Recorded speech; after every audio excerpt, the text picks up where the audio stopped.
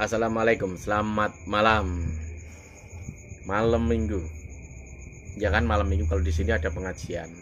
Tapi pengajian orang nikahan. Survei. Apakah kalian percaya lembaga survei? Survei itu bisa dibilang apa ya?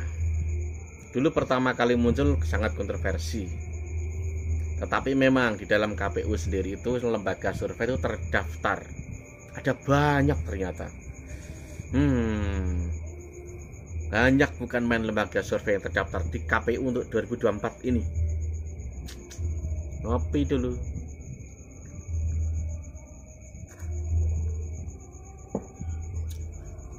Terlalu banyak gitu. Masalahnya siapa yang membiayai lembaga survei itu?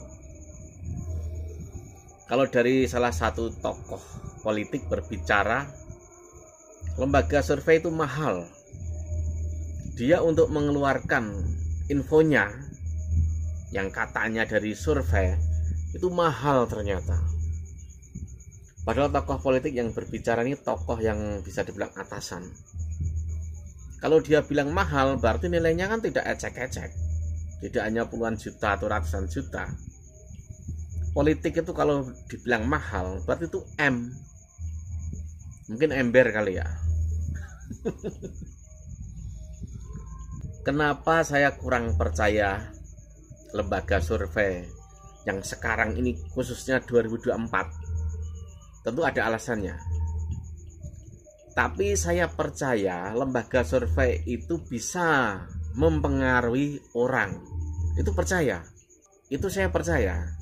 Yaitu tadi bisa mempengaruhi orang. Makanya ada orang yang sangat-sangat percaya dengan survei. Mungkin dia susah untuk mengambil kampanye atau apa dari yang dia dukung, karena memang saat kemana-mana tuh agak sepi gitu loh. Mungkin pendukungnya itu ngantri di depan pintu kantornya lembaga survei gitu loh.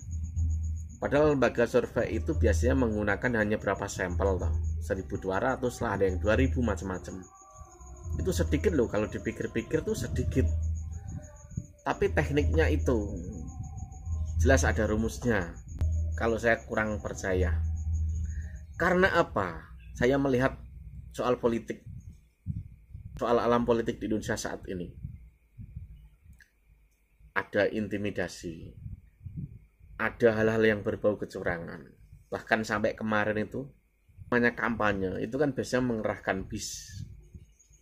Ya kan, dari beberapa tim kampanye ada yang mengeluh karena apa, bisnya tiba-tiba menyatakan diri tidak bisa. Padahal awalnya bisa. Padahal itu uang, kenapa nggak bisa? Itu loh. Banyak hal yang bisa dibilang itu berbau intimidasi. Lalu apa ya? Kekurang netralan gitu loh. Pihak-pihak tertentu. Itu satu. Dua, kenapa saya kurang percaya lembaga survei seperti sekarang ini? Karena orang-orang yang bisa dibilang biasanya di belakang layar sudah berani muncul. Contohnya apa? Oligarki, orang-orang kaya, bos-bos kaya. Ngapain mereka muncul? Muncul itu kan punya 2 isyarat bahasa. Gertakan bisa, memberitahu bisa, atau bisa mau eksis. Kalau mereka itu berbicara sudah berani terbuka, apalagi yang namanya survei itu katanya mahal, karena uangnya tebal, bisa kan untuk membeli. Kira-kira bisa nggak untuk membeli? Jika misalkan ada orang yang bisa dibilang dia ini juga apa ya, suka politik, tetapi abai soal keadaan perpolitikan sekarang ini. Jadi seakan-akan tidak ada intimidasi, seakan-akan tidak ada apa ya, kecurangan atau pelanggaran konstitusi, seakan-akan tidak ada penekanan atau tekanan atau pelaporan-pelaporan yang sebenarnya untuk apa? Untuk menekan lawan. Lalu kecurangan-kecurangan soal tadi misalkan soal bis, pelaporan yang tidak dijalankan dan lain sebagainya. Kok dia sangat percaya? Lalu daya logikanya kemana gitu loh? Kalau kemarin itu, pemilu kemarin itu kan tidak ada hal-hal seperti ini, tidak ada. Mungkin ada satu dua pelaporan yang bisa dibilang tidak good lah, dalam artian apa, tidak direspon. Itu ada, lumrah itu, normatif. Tapi kalau yang seperti sekarang ini, bagaimana bisa orang itu untuk percaya dengan yang namanya survei jika oligarki ini berani muncul? Kalau dia berani muncul berarti kan terbuka. Ibaratnya apa? Saya mampu beli kamu, saya mampu beli ini, itu. Sesungguhnya kalau oligarki itu berani muncul terbuka mendukung si A, si B, si C, lalu kemudian tiba-tiba membuat berita mengklarifikasi seakan tidak, itu hanya permainan itu. Permainan orang atas tuh begitu. Itu hanya memberi kode gitu loh.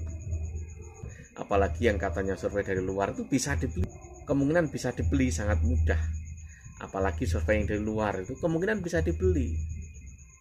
Yaitu tadi dibeli untuk mempengaruhi pikiran atau otak orang. Itu tadi bagaimana orang itu bisa percaya jika keadaan politik seperti sekarang ini memungkinkan orang itu bisa bermain-main.